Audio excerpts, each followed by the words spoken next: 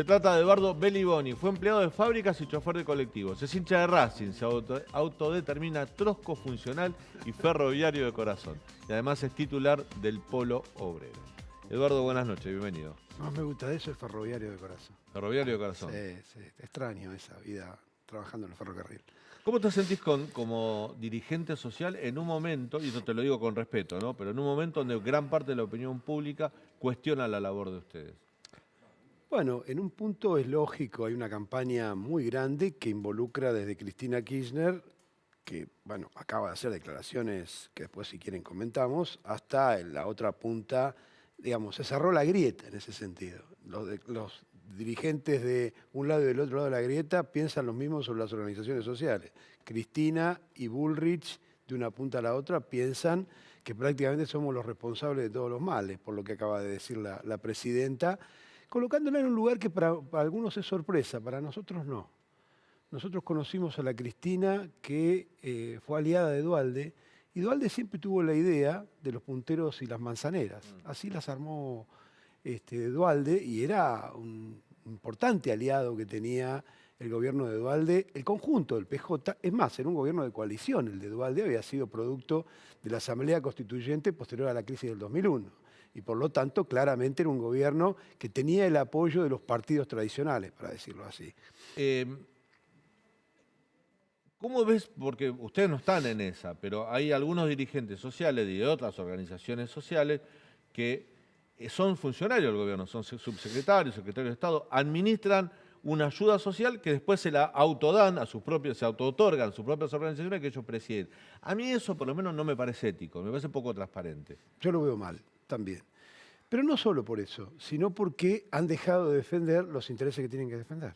Es decir, el dirigente sindical, el dirigente social no puede integrar un gobierno, porque entra en contradicción cuando tiene que defender a sus compañeros trabajadores Yo escucho a algunos, frente al Estado. lo escucho por ejemplo a Chino Navarro, Sí. a Emilio Pérsico, todo, a veces, o Luis Delía, que lo entrevistamos hace poco acá, decir, bueno, a la economía le está yendo bien. Yo digo, bueno, ¿cómo? No, está bajando la inflación. O empiezan a analizar la economía como dirigentes políticos, no como dirigentes sociales. Claro, y bueno, es muy cuestionable el planteo de que está mejorando la economía. Lo único que hicimos hasta ahora fue recuperar lo perdido durante la pandemia, pero claramente hay un estancamiento y la inflación también está produciendo, bueno, las medidas económicas, el cepo, todo lo que estamos viendo en los últimos días, en las últimas semanas, está paralizando la economía claramente.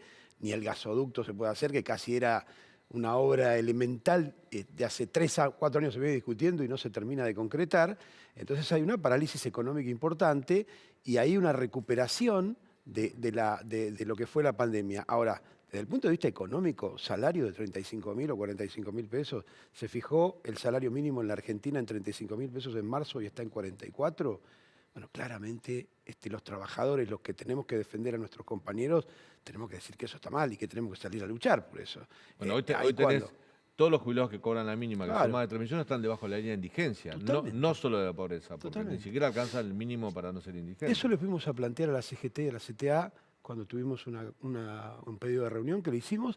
Le dijimos que no podía ser que el salario en la Argentina fuera la variable de ajuste. Era una vieja frase que ya casi no se usa. Yo la he vuelto a usar, a ver si la puedo poner de moda otra vez. Pero en una época se hablaba que los salarios no podían ser la variable de ajuste. Bueno, no pueden ser la variable de ajuste, ni los salarios ni las jubilaciones. Y los trabajadores tenemos que luchar por defender el salario. Esa es la primera obligación que tiene un dirigente sindical social. Después tendrá una idea política, después podrá adherir a un gobierno. Integrarlo me parece que está mal, porque ahí sí está de los dos lados del mostrador. En el caso de las organizaciones sociales, más claro que nunca. Está del lado de que se otorgan las ayudas sociales y tiene una organización social que recibe esas ayudas sociales. Ahí hay una incompatibilidad evidente. Cristina quiere que los planes sociales los manejen los intendentes. Digo, eso tampoco a mí, esto es una opinión mía, tampoco me garantiza una mayor transparencia, sobre todo ante un año electoral. Se viene lo que se llama clientelismo político. La izquierda siempre denunció clientelismo político, que en general lo hacía el peronismo, sobre todo no solo acá en el conurbano, sino en provincia del NOA, del NEA. Yo lo he visto, es terrible como, sobre todo a los pueblos autóctonos, pueblos originarios, cómo los explotan, digamos, cómo los clientelizan de la peor manera. Pero ustedes de la izquierda también los fueron acusados de quedarse con una parte de lo que cobra cada plan Sí, se social. armó una gran bola de nieve con todo esto, con una cosa que es muy sencillo, lo he explicado muchas veces y no tengo problema en explicarlo todas las veces que sean Hoy fuiste a la necesarias. justicia Hoy a dar la explicación, con fuimos Gabriel Solano. fuimos a ver que había finalmente, después de tanto humo, que había efectivamente en los tribunales, porque acá se habla por los medios, habla un abogado, habla un opinador en la televisión. Bueno, pero a nosotros no nos había llegado ninguna imputación, ninguna observación de la justicia, ningún reclamo, así que nos fuimos a presentar. Como no tenemos nada para perder, la gente de bien Claro. se sienta frente al juez y le dice, señor, ¿usted qué tiene algo para decirme a nosotros? ¿Qué es lo que tiene para imputarme? ¿Qué es lo que tiene para reclamarme? Por ahora hay 2 denuncias. Una del fiscal Marijual, que no actúa como fiscal, sino que actúa a partir de que se levantó una mañana y leyó el diario, porque en su testimonio que se presentó en la justicia dice el diario tal dijo tal cosa, el diario tal dijo tal otra, entonces vengo a hacer una denuncia. Bueno, que eso tendrá derecho, el fiscal de la causa es el fiscal Delgado, así que actuará y nosotros nos presentaremos. Pero, a ver, ¿cómo se organiza un comedor popular? Porque ¿de dónde sale este tema de los fondos? Sale de una pregunta que le hicieron a Gabriel A Solano. Gabriel Solano le preguntaron que cada uno, cada integrante o cada beneficiario de un plan social que integra el pueblo obrero daba el 2%, o sea, una parte a la organización. Claro, lo cual no se entiende bien qué quiere decir, porque la gente que está en un comedor popular se organiza a través de una asamblea. En la asamblea se discute qué hacemos con el hambre que hay en los barrios. Entonces vos tenés que te trae el Estado Nacional una cantidad de elementos, te trae no, o entrega en un depósito central alimentos para los comedores populares, que son en la última entrega 8 productos. Para el ministerio, no para nosotros, para el ministerio, para Zabaleta y sus técnicos se necesitan 21 productos para comedores y merenderos. Ese fue un compromiso que hizo el ministro en diciembre con nosotros. Están llegando 8. Pero con esos productos uno tiene que agregarle ahí, son todos secos los productos, tiene que agregarle verdura, fruta, comprar una garrafa, pagar un local para hacer el lugar, porque es imposible hacerlo en la calle. En algunos lugares inclusive se hace en la calle. ¿No hay subsidio de parte del Estado Nada. para alquilar un local? Para todo eso no hay nada y lo tenemos que hacer como lo hace Pero una el sociedad. movimiento Evita tiene. No sé, será del movimiento Evita. Nosotros y la sociedad de fomento de la vuelta del barrio La Palangana, que yo conozco, hace exactamente lo mismo que nosotros. Para poder ir algo en la olla, junta la plata entre los que son beneficiarios de esa olla. ¿De dónde va a salir? Es decir, ¿de dónde podríamos pedir los recursos si no es de los mismos beneficiarios? ¿Cómo se organiza una olla popular en una entidad religiosa, en una sociedad de fomento? De la misma manera organizamos. Los del 2% es un límite, es al revés. Nadie puede poner más del 2% porque se pide cualquier cosa. Es decir, hay organizaciones que piden el 5, el 10. Bueno, el diezmo es eso, precisamente el 10%. Pero no decimos que los comedores de las iglesias pidan eso. Pero efectivamente todo el mundo recauda para poder colocar en la olla, para poder tener una olla. Mire, durante la pandemia, es el ejemplo que yo doy más claro para que se entienda el problema. Durante la pandemia nosotros seguimos funcionando los comedores. Al punto que hay compañeras que fallecieron por COVID, porque se tuvo que seguir haciendo la comida, porque bueno, la gente tiene que comer. ¿Sabe cuántos litros de alcohol y barbijos nos dio el Estado para esa tarea, que es una tarea comunitaria? 0. Los tuvimos que comprar nosotros. Compramos los barbijos y compramos el alcohol y compramos la lavandina con la que limpiar todo. Porque había que atender una población necesitada que estaba abandonada por el Estado. Yo llegué a hacer un video que salió también en un diario, en un portal, de cómo se fabricaba una careta.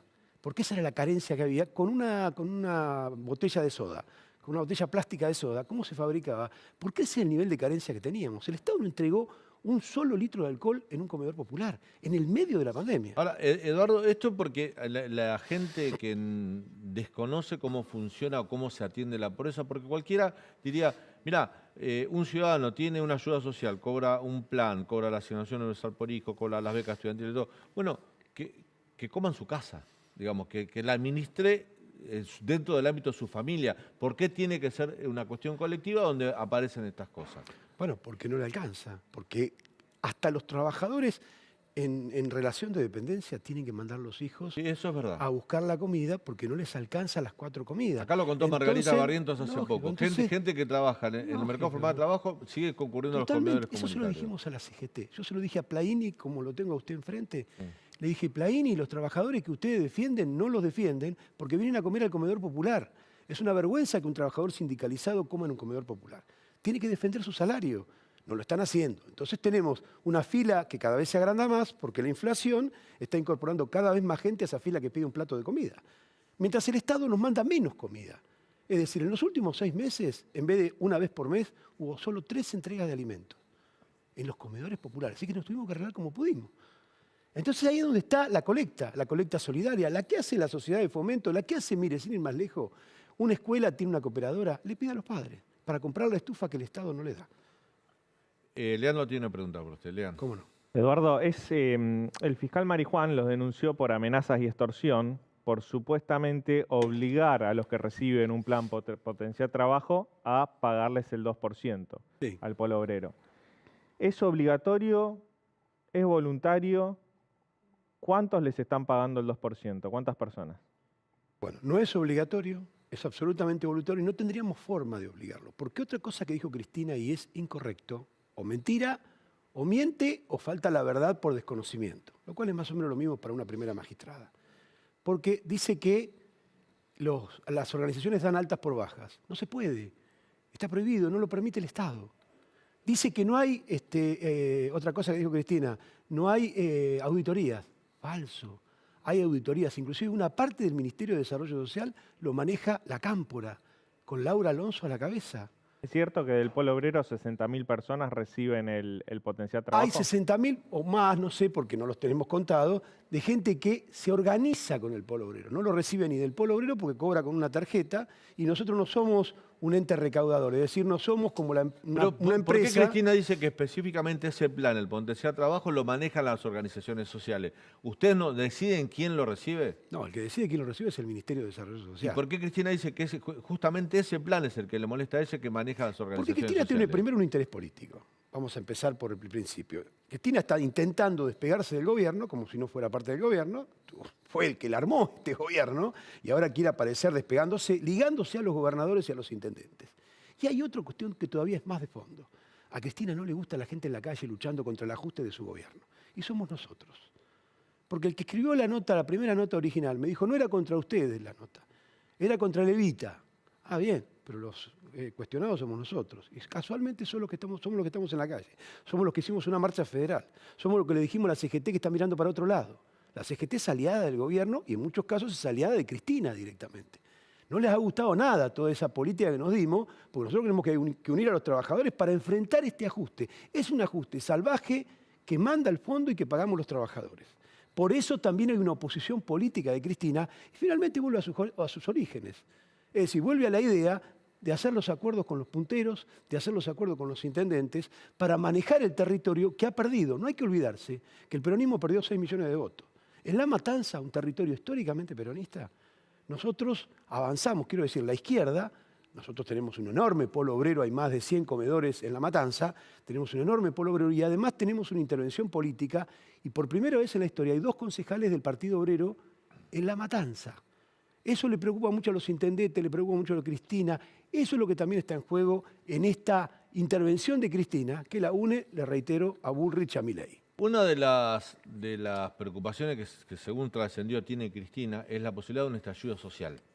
Se habla de agosto, como una fecha posible, agosto, septiembre, que Cristina ve venir un escenario conflictivo. O sea, hoy hay una crisis económica, es palpable, la sabemos, vivimos hablando de eso, pero ya con mucha gente en la calle, quizás con alguna especie de estallido. Vos sos un referente social, estás en la calle. ¿Puede pasar eso o la gran cantidad de planes sociales que hay pueden servir como una red de contención? No, Esto no es el 2001 sociales, donde no había nada. No, obviamente no es el 2001, pero se están reuniendo condiciones económicas muy parecidas. Y ya el plan social no es la contención que era hace un Ese par de es el años tema, atrás. ¿no? Ahí hay un problema grave porque la gente ya, aparte está cansada de cobrar un plan social, la gente quiere trabajo. Mire, usted va a una asamblea del pueblo obrero y el primer punto es no está viendo laburo, tenemos problemas. Y el que consigue trabajo tiene un salario tan bajo que sigue teniendo necesidad de venir al comedor popular. Esa situación que se va acumulando con el tiempo va generando un enorme cansancio y hastío de la gente que ya se expresa de todas las maneras posibles. Pero para no escaparme del tema, no sé qué es agosto, septiembre del que habla Cristina o el que especula Cristina, pero estamos en el segundo semestre. Es decir, el peor semestre desde todo punto de vista de la economía. Es decir, se baja la cantidad de dinero que entra por la cosecha que se... La cosecha gruesa que ya pasó. La cosecha gruesa que ya pasó, el gobierno se está quedando sin dólares y entonces tiene que ir un ajuste todavía más profundo del que vimos hasta ahora. ¿Cómo puede ser? Bueno, sí, se puede todavía ajustar más. Siempre se puede ajustar más para los gobiernos. Entonces, lógicamente, se genera una tensión. Ahí tenemos el problema con el combustible, tenemos el problema con los camioneros que ya han salido, tenemos sectores del movimiento obrero como el SUNA que está peleando por el salario. Si se empiezan a sumar sectores, no sé si un estallido, nunca se puede descartar un estallido, porque es como descartar en América Latina que sale el sol todos los días. Todo el tiempo hay estallidos en América Latina. Vivimos en América Latina y cada vez en la Argentina estamos más latinoamericanizados. Sí, Es decir, cada vez más está ese fenómeno que describía muy bien Vargas Llosa en la década del 70, que era la diferenciación social. No solo la situación económica muy mala, después Vargas Llosa se ve que cambió de opinión, pero en esa época era muy claro en mostrar, en escribir sobre eso, la diferencia social, el abismo social que hay entre una parte de la población, la mayoritaria, y un sector que cada vez vive más en Bélgica, pero en Buenos Aires. Y un sector que vive cada vez en África, pero también en Buenos Aires. Pero tuvimos países vecinos, caso Chile, ¿no? Con indicadores económicos mucho mejores que los de la Argentina, inclusive en ingresos, en empleo, en demanda. Ecuador, Colombia, Perú, donde hubo estallidos sociales, cuando uno mira los niveles de inflación, indicadores económicos, de crecimiento, de inclusive países como, vuelvo al caso de Chile, que tenían hasta fondos preparados para cualquier contingencia, de emergencia, producto de los terremotos. Tenían, digamos, países hasta donde un Estado más chico funcionaba relativamente mejor. Hasta en esos países hemos tenido estallidos sociales. Sí. Acá en Argentina no tuvimos estallidos sociales. Bueno, venimos de uno, del 2001, que todavía quedan las consecuencias. Es decir, apenas... Estoy hablando de los últimos años, por eso en el 2001 Bueno, ya pero nos quedó a 20 años. Nos quedó a 20 años, pero las causas que generaron esa situación, la relación social que quedó establecida en la sociedad, no ha cambiado tanto del 2001 ahora. Esa diferenciación social de la que yo le hablo, la idea de que no hay futuro, ese es el otro de los ¿Qué problemas. aprendimos de esa crisis? No sé si aprendimos mucho. A partir yo estuve ayer, domingo, en el Puente Pueyrredón, se cumplían 20 años La muerte de Costequi y Santillán. de Costequi y Santillán, y tenía una sensación... El asesinato, no la muerte. El asesinato, claro. Y de 33 heridos de bala. Es decir, no hubo más muertos de casualidad, pero previamente eso hubo una campaña parecida a la que está ocurriendo ahora. Estigmatizar, colocar el enemigo ahí. El enemigo son los piqueteros, son los que cortan la calle, y no ver los problemas de fondo.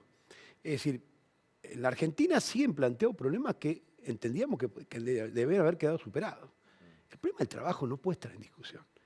El salario tan bajo está generando una diferenciación social enorme, una falta, para el que tiene un trabajo precario o el que tiene un trabajo, como se dice, el que no tiene trabajo, el futuro es muy negro. Es decir, ¿qué hace una persona hoy, una pareja de chicos en Fiorito, de 23 años? ¿Qué perspectiva tiene? ¿Pueden tener una vida en la Argentina, una casa? ¿Qué es lo que quiere todo el mundo? Tener una casa, una vida, tener a sus hijos, disfrutar. Tenés una crisis educativa de formación. La crisis terrible, educativa es terrible, terrible. Mire, estuvimos 2 años cuando fueron la pandemia pidiéndole a Trota, por favor pongan wifi en los barrios. No es tanto, no sale tanto. Que los chicos que no pierdan 2 años de conectividad, porque los pibes que viven en un barrio no tienen conectividad. Lo que sale hoy wifi en una casa es carísimo para una familia. Sí, claro. Y no logramos que pusieran en los comedores populares para que vinieran a hacer los deberes, que las maestras les mandaban y nos contaban los docentes, Sí, todo por celular, sí. están colapsados los celulares de los chicos más pobres, porque lo agarran el fin de semana. Una maestra me decía, a mí el fin de semana me caen todos los deberes que mandé a hacer en la semana. Me vuelvo loca, porque es el día que pueden agarrar el celular del papá. ¿Por qué esa diferenciación en el que hay alguien que tiene tanto acceso a la educación, tanto acceso a la virtualidad? Hoy la virtualidad es todo, todo. Si no tenés virtualidad estás perdido en la vida, en la sociedad, en la cultura, es el acceso a todo. Eduardo, yo nunca te había entrevistado, te escucho hablar, pero soy un tipo amplio, tenés tu ideología, tu formación, sabés cuáles son los intereses que defendés de acuerdo a tu mirada. Parecés un tipo democrático, te lo digo en todo sentido. Hasta democrático. No, democrático en el sentido que podemos debatir, Sí, charlar. por supuesto. ¿Por qué te molestó que fuera García Moritán el otro día al Obelisco No, a a mí no hablar? me molestó, al O sea, revés. se te vio enojado. No, no, yo estaba enojado con las compañeras, porque lo empujaban. García Moritán Bueno, tiene que ser honesto. ¿Vos no fuiste que dijo no hablen con un porque habla con un cheto, no saca No, foto eso con es un mentira. cheto? Le dije, no le dije, lo pone ahí, Sí. y lo ponen ahí, pero yo no dije eso, lo dijo otra persona. Pero yo, si García Moritán es honesto, Sí. tiene que reconocer que yo lo primero que hice cuando vi, yo no estaba ahí, vi al final, Sí. porque era una actividad de las mujeres. Lo vi ahí y vi que estaban en Pero algunos... yo no lo digo por defender a García Moritán, digo, cualquier otra Si persona. él es honesto, tiene que reconocer Sí. que yo le di la mano. Sí. Le dije, ¿cómo te va? Me parece que no conviene que estés acá porque se empezaron a poner nerviosas algunas compañeras. Las que sacaban fotos obviamente lo conocen a García Moritán porque está en la televisión, es el marido de Pampita. claro. Lógicamente todos lo conocemos, no es algo en contra de él, sino a lo mejor a favor inclusive. Lo conocen, es conocido y la gente... Ahora, los que lo identificaron como aquel que hace denuncias todo el tiempo contra nosotros y nos acusa, las compañeras que lo reconocieron empezaron a maltratarlo. Yo me puse en el medio. Eso no lo pone su video. Él edita un video con una persona que no sé por qué estaba todo el tiempo filmándonos, parece que estaba preparado, porque si vos vas a una... A ver, yo no iría a un acto de Milei. Quiero decir, yo no voy a ir a un acto de Milei a decir, no, vengo acá a sacarme fotos. Si yo voy a un acto de Milei me arriesgo a... ¿Y por qué voy a ir a un acto de Milei? Esta era una actividad de las mujeres piqueteras contra los dichos de Cristina. ¿Qué tenía que hacer ahí García Moritán? Yo de todas buenas maneras, lo terminaron sacando los empujones, algo que yo no creía, y yo me di vuelta... Y está el video, digamos, nuestro, no el editado, donde me di vuelta y dije, basta, por favor, esto no corresponde, no, compañera, no. Bueno, imagínate, las compañeras no son fáciles de detener. Y finalmente se terminó yendo medio a los empujones y no era la idea. Yo me metí en el medio por eso, no tenía nada que ver ahí. Me metí para decirle, no, compañera, están equivocadas, no se puede actuar así. Y le dije a él, mirá, no da para que estés acá, ¿para qué venís? Es decir, lo raro es que venía con una cámara.